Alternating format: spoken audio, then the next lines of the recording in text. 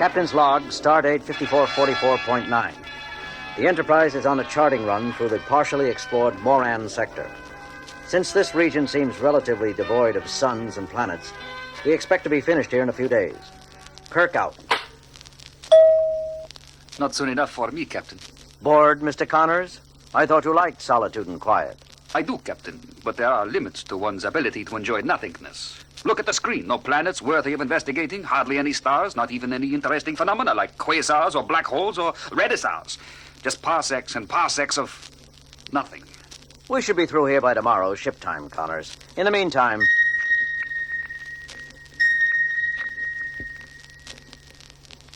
Lieutenant Uhura. Yes, Captain? Aren't you going to acknowledge? Acknowledge what, Captain? Wasn't that an incoming communication? No, sir. I thought it came from the navigation console. Mr. Sulu. Not from here, sir. There, that's it. All systems neutral, Captain. It's not any of our instrumentation. What is it, Mr. Spock? I don't know, Captain. I've never heard anything quite like it. Commencing sensor scan. Uhura, are you sure nothing's trying to call in? Positive, Captain. No one on board is sending either. Mr. Sulu? Mr. Connors? All clear, Captain. No sign of any auditory malfunction. All instruments functioning normally. Connors, are you sure there's no ship out there? Certain, Captain. If there is, it doesn't register on our screens. Mr. Spock, anything from the computer? Nothing definite, Captain. We appear to have encountered a previously unknown physical phenomenon. There are faint indications it is highly localized while remaining diffused. That's contradictory, Mr. Spock. Quite, Captain. The computer is equally confused.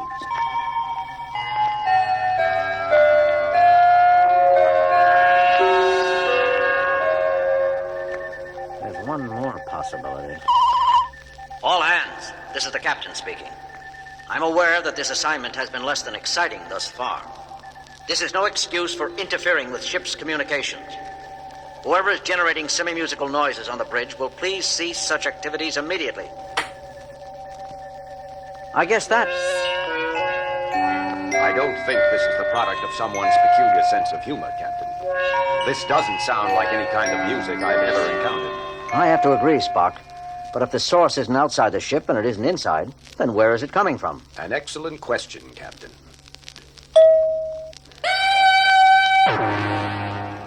Captain's log supplementary. The mysterious music has been with us for 3 days now and gives indications of increasing rather than abating. Every effort to locate some source for the sounds has proven futile. We are no closer to an explanation now than we were days ago. I feel it incumbent on me to point out that if this keeps up, crew efficiency is bound to suffer. I'm aware of the problem, Mr. Spock. There doesn't seem to be any way to shut out the sound except by plugging one's ears. It's still hard to sleep, and we can't have everyone walking around with earplugs. I can't run this ship by sign language. Speaking of earplugs, Spock. Please, Doctor, for once try to be serious. Besides, I believe I have isolated the cause of the sound. If it's a natural phenomenon, it behaves in the most unexpected fashion, rising in certain sections of the ship while falling in others, as if it were moving bodily about. Oh, come on, Spock. There are definite modulations in the noise which suggest other than random origin. Some possess almost vocal undertones. I am left with only one hypothesis, that we are being visited by a being of pure sound. Pure sound, pure hogwash.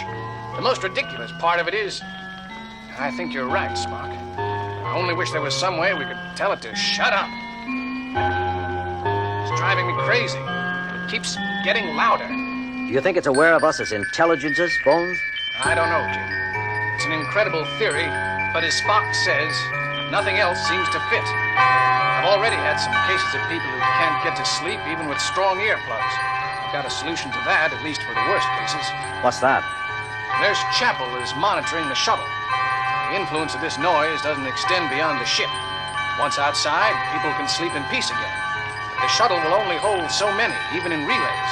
We've got to find a way to turn it off. I might add, Captain, that we have no way of estimating the volume this creature can produce. It could conceivably drive everyone on board permanently deaf, if not stopped. I might as well share the rest of the bad news with you. Lieutenant Uhura, tell them. You see, the deep space beam is useless, all channels. All I can get is static or variations on the central musical rhythm. We're cut off. I'm still keeping several channels open for incoming calls, however. Maybe someone will listen in and be able to tell we're in trouble. More likely, they'll just think we're having a heck of a party. That leaves us with only one choice. Somehow we're going to have to make contact with this thing. Tell it what it's doing. Make it understand. Spock, do you think it's capable of communicating?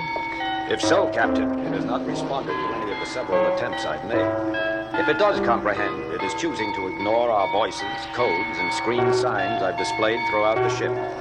Can't we fight back somehow, Spock? Fight pure sound, Doctor. How? We could overpower it with more sound.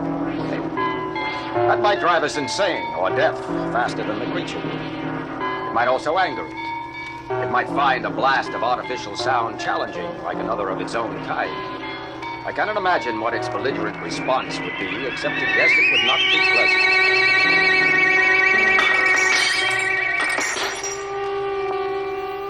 Everyone okay? That one hurt. All right here, Captain, but half the transparent facings on my instruments are gone. Damage reports coming in, Captain, from all over the ship. The danger is no longer theoretical, Captain. The creature appears able to reproduce any frequency it desires. Presumably, it is potentially capable of sonically destroying any substance on board. Whether it is doing this intentionally or inadvertently will not matter if it happens to hit upon the resonating factor of the human bone. We've got to make contact somehow. Maybe trying to contact us, Jim. It's liable to end up killing us trying to contact us.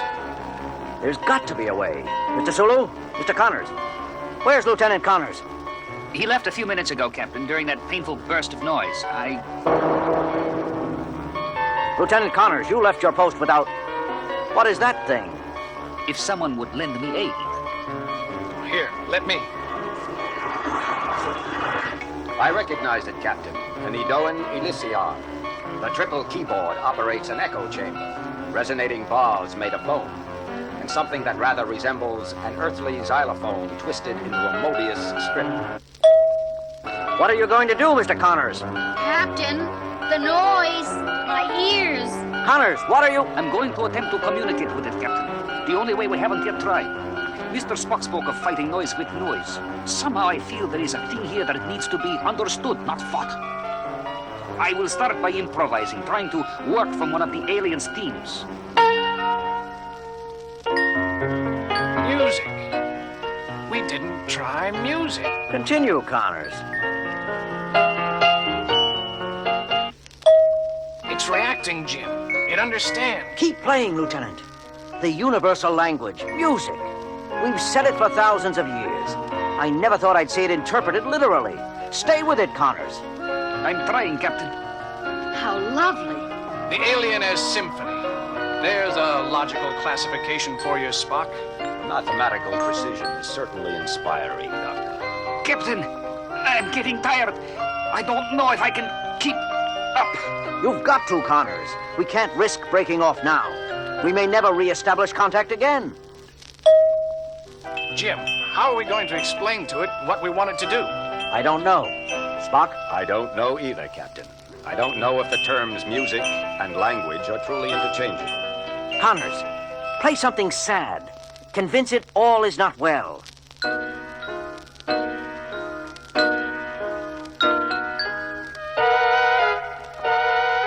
It may be working, Captain. If it only joins logic to its sounds. Emotion, you mean?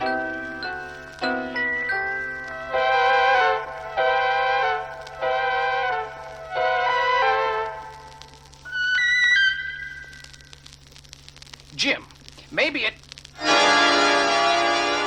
No, it didn't understand. It didn't understand at all. It's no good, Jim. It didn't work. Wait, Bones. Give it time.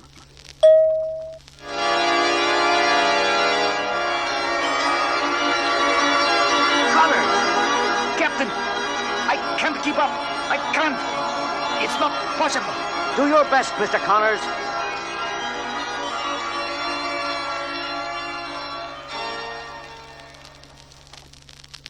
It's gone.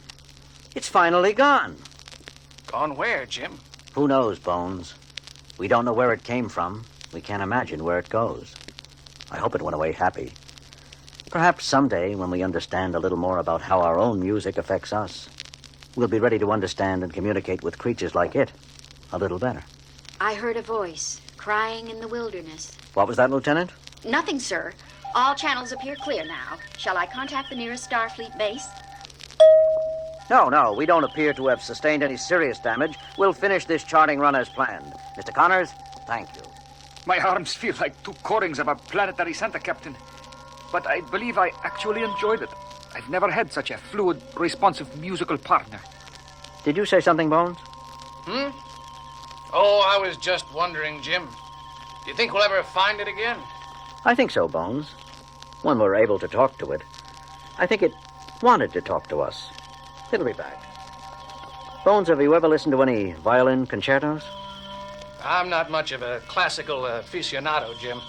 There are times when that lone violin is up there, against all those other instruments, and they're quiet, and that one violin is the loneliest sound in the world.